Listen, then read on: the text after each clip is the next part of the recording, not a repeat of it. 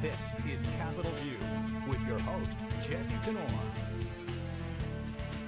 This week on Capitol View, you heard from the candidates for State Senate District 4. You heard a lot from Representative Greg Leding and Don Clements on healthcare, guns, education, and ethics.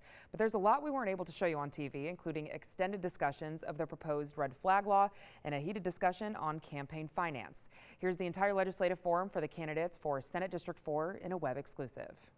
So, Don, since I haven't had you on the show yet, I wanted to start with you. So you've worked in a variety of fields, including medical and manufacturing. And so in 30 seconds or less, why are you running for this race? Oh, that's a real important question because everybody wants to know that.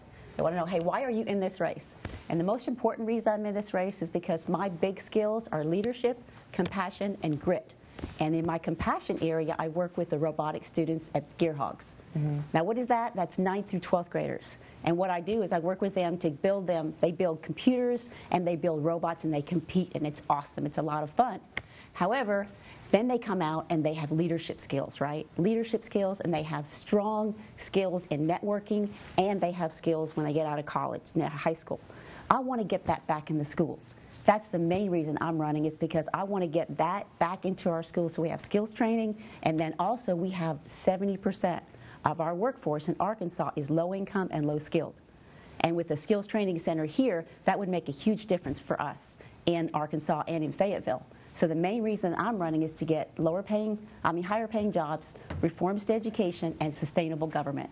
That to me is the best thing we can do here in Fayetteville to get people to a better place. Okay, and then Representative Leding, you've been in the legislature since 2011. Why make the jump from the House to the Senate? To help people. I mean, that's why anybody runs for office. And I've been fighting for working Arkansans for 8 years in the Arkansas House. The Senate was not necessarily ever an ambition of mine, but an opportunity came along, and it is a larger platform that gives you an ability to help more people, particularly working Arkansans. The last 8 years I've been working to create protections for wage theft, pass pay equity legislation, paid family leave legislation, things like that to really help working Arkansans. Okay, and then obviously healthcare is definitely going to be one of the biggest issues in this race and really in the entire campaign season. Arkansas is unique because we have the compromised Medicaid expansion. Arkansas works, but then we were also the first state to pass this work requirement, which we have seen Arkansans starting to lose coverage because of it. And so, Greg, let's start with you first. This is a source of frustration definitely for Democrats. We hear them saying it's not fair, especially with the whole internet access aspect of reporting. So many who oppose the requirements, is there a legislative way to push back on this? I mean, what's the strategy, you think, going into 2019 for Democrats? I think the strategy is just, if we're going to have these in place, we have to make sure that they work and that people have access to file the necessary paperwork. Right now, they're only allowed to do that online. We have huge swaths of the state that don't have internet access, or maybe somebody doesn't have internet access at their home. They have to rely on a public library. Also, right now, a big problem with the system is it's only available during the day. The online system is shut down for 10 hours a day, which is ridiculous. So somebody who might be working 2 jobs during the day to meet these work requirements isn't able to log on at night to complete the paperwork. So I think that's the priority.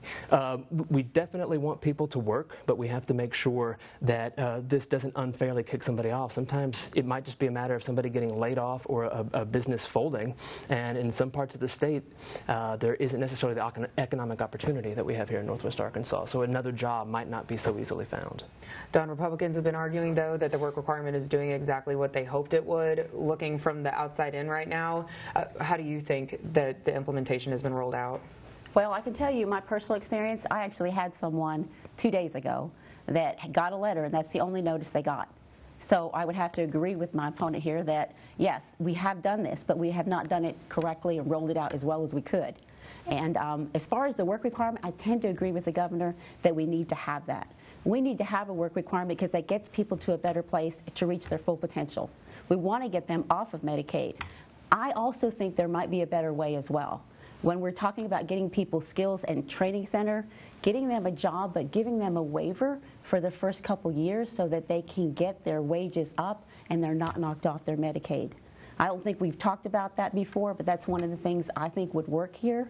We have to get people off of Medicaid that can work, and there's a big reason for that, because the system itself, we have to shore it up. We want to make sure that people that are on the system, like the kids and the elderly, that our Medicaid will be there for them. And if we keep adding to it, then we will not have that available. So it's real important. I really agree. I do agree with the governor that we need to move people off of that because it's important for them to get to that point where they're working. It provides, to me, it provides Arkansans with dignity, and it provides them with value. And that, to me, is the most important thing that you can get from a program like this. But I also know that they haven't rolled it out correctly. That's something I will absolutely say. So we need to look back at it again. I know that they've given a waiver right now to let people do this. And I want to make a statement here, though. I want to go here and make a statement of something that's real important. That when they rolled this out, they went ahead and they said that they had to enroll, right? And they had 80 hours they have to work. Mm-hmm. And it can be volunteer or it can be working. Or if they're in college, then they go ahead and they can get out of that. So people that get this notice, if you get this notice, make sure that you pay attention to it and comply with it. But I have to agree with Greg again that a lot of people that got this notice, what they felt like was probably junk mail, right? So they didn't reply. So they're doing it. They're coming back and giving them a waiver. So right now, make sure that you pay attention to this and get this information in because you can still stay on your insurance. Mm-hmm. And this topic has already come up a little bit here, but both parties obviously want to see growth in this state in terms of jobs and wages. There's obviously going to be a disagreement on how we get there, though. Right. At least there usually is. Governor Hutchinson is proposing tax cuts, of course, which includes slashing the state's top tax rate. So do you agree with the governor's plan on heading into 2019? Greg, I'll start with you. And then what else do you think should be done to make the state competitive and have good paying jobs? I think there are some reforms that we can enact with our current tax structure, but that is not what's going to make Arkansas more attractive to businesses. There was a recent study by CNBC that ranked Arkansas first in the cost of doing business in the country, so it's incredibly affordable for businesses to come here. We ranked dead last in quality of life measures, and one of the biggest reasons that they cited was that we have this law that prevents individual municipalities from passing their own non-discrimination ordinances. People have to feel like they and their families are going to be welcomed here and that they're going to be comfortable living in this state. It's a big deal when you have these major employers who are trying to attract talent from other states. They want to feel, again, like they will be welcomed and be able to live their lives here comfortably in Arkansas.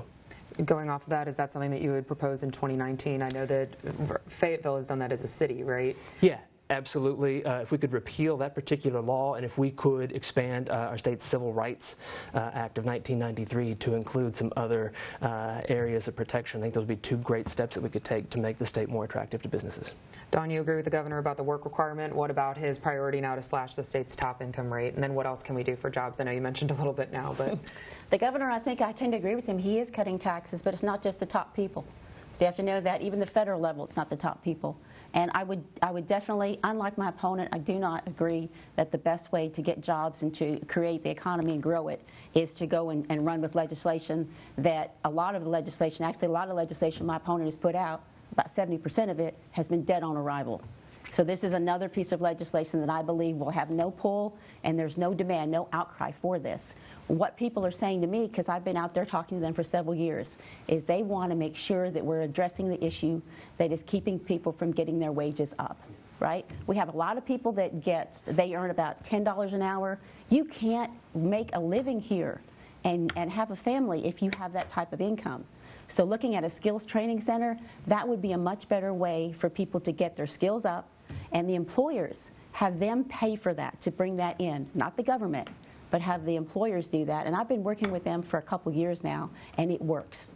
I mean, I see it in the youth that I work with, and I see it in several people that I work with at the university to get them further on in their careers. It just makes sense to get a higher paying wage so that you have a lasting career success. You're not talking about taking a person and running with the type of legislation that he mentioned. Instead, you're addressing the real problem, which is very important to do. You can move these people to a better place. And to me, that's the most important thing. When you look at people in the state, I always tell people we're more alike than we are different. Think about that. We are more alike than we are different. And if we go out and we address these issues together, there are hardworking Arkansas Democrats that want to get this done. And I don't see the pull for any legislation regarding the civil rights, none at all. So I would definitely be in the different direction. I would take us toward going to higher paying jobs, get a skills training center here, and the reforms to education have got to happen. But I do agree with Greg that we need strong government. We need our finances in order to get this done. And that's why I'm running. by the way, and that's why I need your vote for state Senate. Let's get into another one of the issues that it will guarantee will continue to fire up Arkansans, and that's, of course, guns. So, Greg, just this last week, you announced your draft to the red flag law. Right. You put it in front of your colleagues and everything to kind of let them start taking a look at it. Yeah. It would allow police and really ultimately a judge to take away guns from people who are deemed dangerous either to themselves or others. And so I know you've been highly critical of the new enhanced carry law. Right. And frequently highlight mass shootings on social media. And so how do you think that this is the right move, not only for the school safety issue that we're seeing, but for others as far as guns go? Well, to clarify something really quickly, wouldn't allow a judge to take somebody's guns away. It would just be a temporary restriction on their access to firearms. Somebody who is clearly in a moment of crisis, whether they're threatening to harm to themselves or they're threatening harm to others. We've seen 13 states pass this. Most recently, Republican governors have signed these into law. The Trump White House has expressed support for red flag legislation, as has our own Governor Asa Hutchinson. So these are bipartisan common sense laws that have broad support not only among policymakers, but among the general public. 85% of all Americans support red flag legislation, including 84% of Republicans and 83% of independents, and more than 70% of gun owners support this legislation. So we do feel that as long as we work together and make sure that we get the law that's right for Arkansas, we've got a great chance at passing it. And I think it is important that we try to do something to reduce gun violence. Arkansas has one of the highest gun death rates in the country. And after, I was watching the coverage of the Parkland shooting last February, asking myself, what have I been doing to help prevent something like this from happening here at home? And that's when we decided that we would do something like this. We think it's a modest step, but an appropriate one, and one that could potentially prevent a tragedy. And we think not only could it potentially prevent a mass shooting, but it could really help Arkansas lower its suicide rate. Unfortunately, we have one of the highest suicide rates in the country, especially among our veterans. It's way out of line, and when veterans are committing suicide in Arkansas, they use a firearm 72% of the time. And when somebody uses a firearm to commit suicide, 90% of the time they are successful. So anything we can do to temporarily restrict that person's access to a firearm so that we can get him through that moment of crisis and potentially save a life, I think is worth doing. Don, like Greg was saying, I mean, the Trump administration supports red flag laws. The NRA, even though they historically oppose them, have recently come out in support of these laws. Is that something that you would support, or do you have a different fix for this school safety issue, this gun violence issue in the state? Well, unlike my opponent, I do not support any type of legislation that would violate and take away a person's Fourth Amendment right or their Second Amendment right. Absolutely not going to go there. So I am definitely not on the same page as my opponent. And as far as all these statistics you just heard, this gun legislation that he's proposing would absolutely do nothing to impact suicide, and it definitely doesn't impact the mass shootings that we're seeing in the United States or even locally.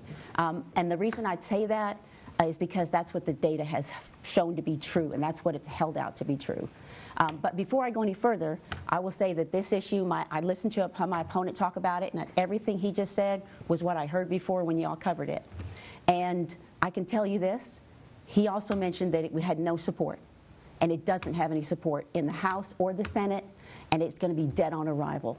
That's what I think. That might have been a little more of a joke, just to interject. But doesn't matter. That's what I've asked people. Do you want to have legislation out there that what I would call it it's legislation where you might have, think about this, if it ever got through, I mean, how many of these incidents would be what I would call from political, right? Your political persuasion, or a disgruntled neighbor, or somebody who's an angry girlfriend or boyfriend, or someone who just wants to take aim at you. You could do this. This is what I call thought crimes. I mean, I've even talked to the police officers, and they say there's absolutely no way that they want to go into someone's home with very little evidence. They don't have solid evidence that anything's happened and remove their guns. That might be another situation. But we're going to have to clarify how the law would work, because it doesn't allow officers to go into a house and take guns without any evidence. They're investigating whether or not there is a clear issue, and if there is, then they have to go to a judge, and the judge would have to determine whether or not there was clear evidence, and then he would issue the extreme risk protection order. And as for whether or not it would have an impact on suicides, Connecticut's law has been in place since 1999, and a Duke study in 2013 found that over the course of those those 14 years, it had saved at least 40 lives in terms of preventing suicide. So there is data on the side of this. There are lawmakers who support it, including our governor. So just However, I will take that back. I keep hearing about suicide. I'm sorry, Greg, but I'm going to have to take that out of there because the discussion regarding suicide, as I made earlier, this law would do nothing to prevent suicides in the rate that he's talking about. There's another group that we know of. I'm not the expert on suicides. Neither is my opponent, right? We're not the experts, but the American Suicide Prevention Society is. And what they announced in 2017, and I have it right here, you'll see it on my website if you'd like to take a look at it. And what it does, that suicide prevention, what they did is they figured the best way to reduce suicide was to look at mental health. Because that's what we're not talking about. My opponent has not even mentioned that, but the number one reason, 98% of the cases of mass shootings, mental health was not addressed. And that went unaddressed. And it elevated to the point where someone took action. And so the American Society for Suicide Prevention has decided to partner with the National Shooting Sports Foundation. Now think about that. That might get a little people, angry or upset, but that is reasonable because what they're doing is they've decided that the most important thing that they can do is educate every single person that owns a gun. How do you recognize suicide? How do you prevent suicide? How can you intervene at that moment? Like you said, when a person needs it the most in those first 30 minutes, I know for a fact that data is out there that if you can intervene right then, people don't end up following through and killing themselves. They don't do it. And then they also teach people how to safely remove guns from the home without taking away their Second Amendment or their Fourth Amendment rights. And I will give you one more thing. This is personal for me because 10 years ago, my father, who has Alzheimer's and has been dead now for a while, he died at the ripe old age of 95. But I had to call the Suicide Foundation for my mom. And we had to figure out how to get guns out of the home because he was wanting to commit suicide.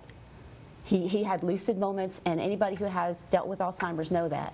And he just wanted to end it. And we did this legally, and you know what? He lived another 8 years. So I was able to enjoy being with my dad because I didn't rush out. I think this legislation is knee-jerk reaction. I don't think there's any support for it. Whatever my opponent has said, absolutely not. I do not favor doing this. I favor looking out for mental health. And there is one thing that I would support, and that is looking at the rolls in Arkansas. We have a lot of people that do have a diagnosis of mental health. And if they have that, why can't we screen that and see if those people make sure that they're not able to get a gun? That's a simple way. Right? Do you have any response to the mental health aspect of it? I would say that the Arkansas chapter of the American Society for the Prevention of Suicide has expressed support for this legislation. They do think it could be key to reducing that rate. And I'm all for addressing mental health. That's part of this, is to make sure that somebody who is suffering from some issue is able to get the help, but that we are at least temporarily removing some tools that they might use to take their life. Okay, we'll continue this conversation just really quick. One more thing. We got to go to a break. I know, but just one more thing. I'm going to put this on my website. Please look at it because what you just heard is absolutely false. It is not. He's not being candid with you. But the American Suicide for Foundation Prevention went as far last year as to remove every single person off of their board that had anything to do with gun control. They took the Brady Group off. They took out moms that demand action. They took them off. And they said, we do not want to be distracted from the real cause here. We want to go after mental health and make a difference. They call it Project 2025, and they hope to save 20,000 people from committing suicide by the year 2025, and they're already doing it. So that's what I'd say to that. We got into a little bit of a heated discussion talking about school safety. I wanted to get into just education in general right now. Okay. So U.S. News and World Report ranks Arkansas 42nd overall nationwide in its list of best states for education. And then taking a look at your platforms, it seems like you're kind of on opposite ends of when to start kind of tackling the education issue. I know, Greg, you say let's start with pre-K, and then you want to start with job training. And so let's get into that a little bit. What would you like to see maybe as far as legislation goes, some sort of fixes, maybe in 2019 or further to help with pre-K? I don't think it's an either-or situation. We need jobs training too. That's why I ran the new Jobs Training Act a couple of sessions ago. But That's more short term. That's going to help the workers that are already out there in the workforce. But we need to think longer term. And unfortunately, that's very difficult for a lot of lawmakers to do. Oftentimes, we can't look past the next election cycle. But pre-K is one of the best investments that we can make, as long as we are also investing in K through 12 schools. Because there are studies that show if somebody gets a good quality pre-K experience, but then they can lose that gain that they get once they get into elementary school if those schools aren't also strong. But education, in my mind, there's not a single issue that can't be fixed by a strong, robust public education system. And we have been making some slow progress in Arkansas over the years, but there's so much more that we can do. We've got to do more to attract and retain teachers in this state. And I know that the governor has proposed raising the minimum salaries, which I think is a great idea. But there are just many things that we can do to help strengthen public education. And it can't stop there. We've got to do more to lower the cost of higher ed, because only about 1 in 5 Arkansans has a college degree in this state, and college is not the only path to a successful career, but it's certainly a good one. And the more we can make that accessible to more Arkansans, I think the better off we'll be in the long term as well. Don, you've talked about some of the job training proposals that you have. What other aspects of education would you like to tackle in the Arkansas Senate? I think probably the most important thing is the job skills. I really do, and the reason I do is because, I mean, think about it. Wouldn't you like to have every single student that graduates from the high school have a skill already? That gives them a really good start when they get out there and start to work in their jobs. And that is one of the things that's missing as they go forward, because they have to try to figure out, well, am I going to go to college? Am I ready to go to a skills training? So I spent some time with the state here in Fayetteville, with the Fayetteville High School. I went to their board meetings, and I asked them if they would please look at giving students a path, another pathway, not just going to college, but also giving them VOTEC or technical training. And they're going to change that. It's going to hit for next year. So that was a couple teachers that got together and pushed that, which was wonderful.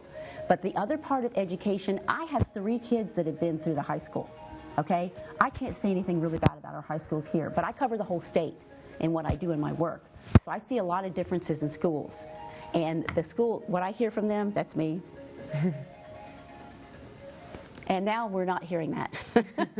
Okay, but what I hear from the teachers is that they are restricted, you know, a lot in their classes of what they're going to teach, and that's because of Common Core. And I've not heard that mentioned at all. But that's one of the things I think we should go back and readdress, because not every kid learns the same, right? And the teachers need to be able to address that. And I think that that's something that we should look at, is being able to examine Common Core once again and see if that's going to get us where we need to go. Because we need to have good math, science, reading, and those kind of skills, because those are really essential when you're going to get out there into the workforce, right? And so I'm definitely in favor of increasing teacher pay. Look at the state of Arkansas. There's such a disparity from Northwest Arkansas all the way down to El Dorado. I mean, we need to do something about that to keep our good teachers, but I would not want to do anything to damage that. Okay. And then another E word that'll take up a lot of time, I'm sure, moving forward is ethics. Yeah. I know that, you know, we've seen a handful of state senators implicated in recent scandals. You know, John Woods, Jake Files, Jeremy Hutchinson, as well as members of the House from both parties. It's obviously renewed calls for ethics reform, as well as added support for tighter term limits. I know that that's going to be on the November ballot potentially.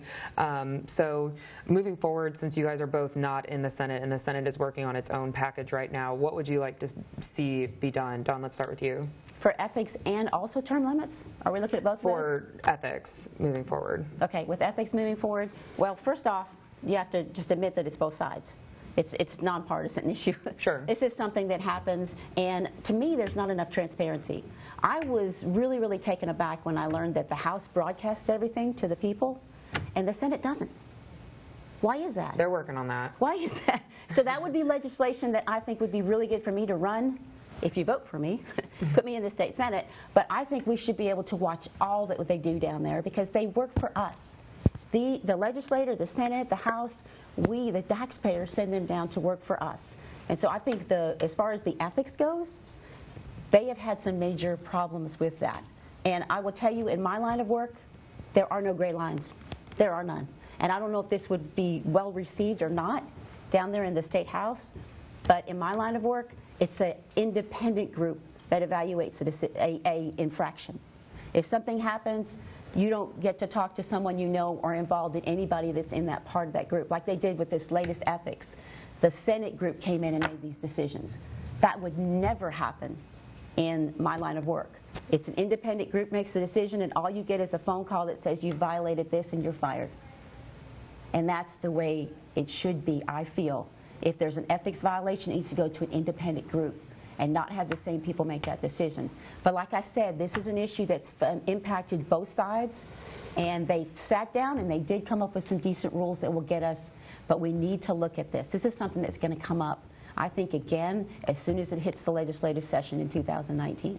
Greg, what do you think of what the Senate's been doing so far, and then potentially what else they could do, what else the legislature could do as a whole? It does seem like they're taking some promising steps. They do plan to start live streaming their sessions in January, and I think that's great. We've been doing it in the House for 8 years. I was a champion of doing that. I think it's necessary. We do need more transparency and accountability. The last session, Democrats ran a package of 11 ethics bills, and we only got about 2 of them through, thanks to opposition from the majority party. So I do think it's absolutely appropriate for the parties to work together and for the House and the Senate to create their own rules. And fortunately, we are seeing the Senate do that. But we have the Arkansas Ethics Commission also, which probably needs to be strengthened and given a little more autonomy in terms of its ability to police the legislature. In regards to that, we also, voters just have to feel that they know that the lawmakers are being transparent and that they're accountable to them. One thing I've been doing for this race is we haven't taken a single nickel from PACs. Every dime we've raised, every nickel we've raised has come from individual people. More than 70% of our online contributions are $25 or less. So hopefully that sends a very clear message about who I will be representing when I get down to Little Rock. Okay, and then I wanted to give you both a chance. You want me to comment on that at all? If you want to jump in on your contributions. Well, I know, well, I would say one thing. I started out with zero. I mean, I had no money at all, and I had to call family and friends and so on and so forth. But the day that you write a check back to these people that did contribute, it's $85,000 is what it says online that was provided to your campaign. When you write that check, then talk to me about not taking money. Because it is expensive. What, $85,000? It's online. You'll have to go look at it. And you can look at the website. No. If you're going to say that I've taken $85,000 from somebody. There's 4 on the elections. Secretary of State's website? There's 4 elections, and it shows $85,000 raised for their campaign. Because I've had past elections where I have raised money. Exactly. I'm saying write a check for that. Put back that to the people who contributed to my campaign? No, the check back to the PACs that contributed, because you have taken money. That's my point. Right, in the past, but I'm not doing that for this race. How does that make a difference? For one race, you're not going to take money? For one race? I'm saying that if you look at what it costs. Have you taken PAC money this election? Absolutely. Okay. And why? Do you know why? Because it cost a lot of money. I have very little name recognition. You've been in the House for 8 years. Right. People know who you are. But I need to get my name out so people will vote for me. Okay. And I will be able to talk about that here in a little bit. But definitely, we need to make sure that we have transparency. And then the fact that, I'm just saying that, if you will, if you put your money where your mouth is and go ahead and put that money back, absolutely, then I wouldn't take any more PAC money. As a matter of fact, we'd go one step further. Not how it Get into the Senate and try to pass legislation that says, hey, this is how much money a person can have to run their race, period. Because for me to file, it was $7,500. How much was it for you to file? It's $4,500, and I will agree. Filing fees are ridiculous. There you go. We have the highest filing fees in the country. See, there we go. We agree. So, we agree with that. So, I mean, that was a huge chunk of money that I had to raise to the front. And I'm working very hard to be the next state senator. And I wanted to ask you, too, since we are on a legislative panel, we covered a lot of topics. If there was one thing that we didn't get to that you wanted to make sure that voters knew about, what would you want to convey? And Dawn, I'll let you go first. Oh my gosh, a lot of topics. We covered my skills thing. Thank you very much. That was a softball question. I appreciate that. But I want people to know, I mean, they know a little bit about who I am, really don't know a lot, why I'm running, and then why you should vote for me rather than my opponent. So you covered a little bit about who I am and where I come back from. And then as far as why you should vote for me rather than my opponent, we really didn't cover that, so I'll hit that real quick. And that's something, I mean, I'm going to forgive going after any other legislation because I'll be a new senator. And so here's what I would say. Number one, the reason that you need to vote for me rather than my opponent. If you look down there at the very first thing that my opponent ran out and said before anybody else, he defined himself early as being left of the state and all the senators out there and the Democrats. I don't think people want somebody like that. If you look at the TV, what that means is resist. People are not ready for that. They want someone that's going to be a collaborator like me and someone that's going to be able to get along with people. That is a big skill for me. I think we're more alike than we are different. So bring us together and get this resolved. The second reason is that most of the bills, 70%, were dead on arrival. Now, I know there's a majority of Republicans down there, but you don't pay us to go down there and put bills together. That's taxpayer money. And then the third thing, and this is important, is we have to, this is me. This is where I come from. I have a degree in business management. That's my background. And then as far as working, my management, manufacturing, and medical background, I've worked for a long time in this community and given back to the community.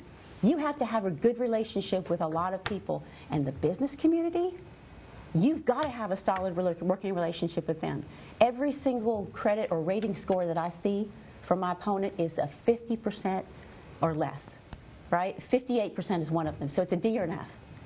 How in the world are you going to do that if you send someone down there that has that type of success rate? So I'm going to use all of my time to go over that so that the people that are watching this today know that they've got someone who's got a solid leadership record, a solid record of working with people. And I would definitely work with Greg if he gets it down there, if he, but he's not going to go there, I am. Because I think the voters are going to see this and they're going to say, I want to put someone down there that's going to get the job done, that's not going to have bills that are dead on arrival, and not going to be someone who gets down there and just stirs up a lot of stuff that takes us to the middle of nowhere. We have serious problems here in Arkansas, and it's a heavy lift. We're going to need traditional, hardworking Arkansas Democrats. And they're down there. I've worked with them before on a different issue. And I'm looking forward to getting to the state Senate to make this happen. I'm assuming you'll want your time to respond to some of that. Yeah, I'm not quite sure where to start. Yeah, I'm left of center because the House district that I've represented for these last 8 years is a very progressive district. That's not where the state is as a whole, but I have an obligation to represent the people who put me down there, just as the Senate district is more progressive than the state as a whole. My batting average might not be that good, but in terms of the, sometimes you file legislation that you decide for whatever reason not to actually run. In terms of the legislation that I actually take to a committee, my record's a little bit better. And last session, despite being one of just 23 Democrats out of 100 people in the House, it was one of my most productive sessions ever because I have established the ability to work across the aisle with Republicans. There's no way that I could have gotten meaningful legislation passed last session or any of these last 3 sessions if I didn't have support from colleagues across the aisle. So I've got that reputation of being able to work with Republicans while also representing the views and desires of the people I represent here in Fayetteville and soon to be Greenland, Farmington, and elsewhere. You got to be able to do that if you want to be successful, even if you're in the majority. And another reason some of these bills don't go anywhere is because they are bold ideas, and sometimes you swing for the fences just to try and move us forward just a little bit. And I think that's what people do want to see. You have to be able to govern, but I think people are also looking for vision. They want to see some counter ideas to the prevailing direction that we're going out there. And so sometimes, yeah, I file something knowing that my odds are pretty slim. But I believe it's an important thing. I believe it's important to the people I represent, and that's why I do it. Greg, Don, a lot of good discussion here this morning. Really appreciate you coming on the show and outlining this race for us. All right, thanks. Thank you very much. I appreciate it, Jesse. And be sure to catch Capitol View on the air Sunday mornings at 8:30 on KARK right before Meet the Press.